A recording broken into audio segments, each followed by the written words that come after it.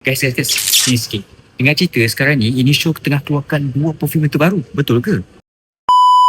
Ni Iqbal Aromatic. So sekarang ni saya berada dekat Atelier di Prestige Pavilion. And also hari ni aku berada dekat Innisfree dan sekarang ni mereka ada keluarkan 2 perfume yang terbaru, which is versi yang super charged. And so dekat sebelah kiri adalah Sugar Blast and dekat belah kanan adalah Wild Rush. Kita akan try yang ini terlebih dahulu, iaitu Wild Rush. Okay, let's spray this one. Wow, it smells so good guys. Opening tu you akan dapat bau ke arah bergamot, bau fresh yang datang daripada bergamot. And also ada sedikit bau macam patchouli and it's very nice. I think this one is a very complimented type of fragrance. We go to my number 2 spot is Sugar Blast by Innisfree. Let's try this on my right hand.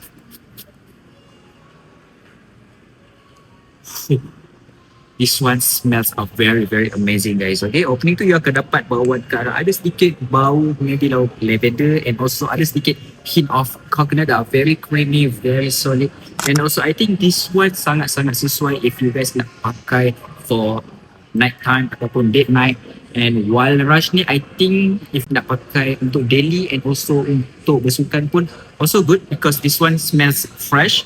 And also this one bauan dia lebih ke arah bau macam bau manis macam tu. If you guys nak dapatkan perfume yang terbaru daripada Innisfree, you guys boleh datang dekat Atelier di Prestige Pavilion Kuala Lumpur.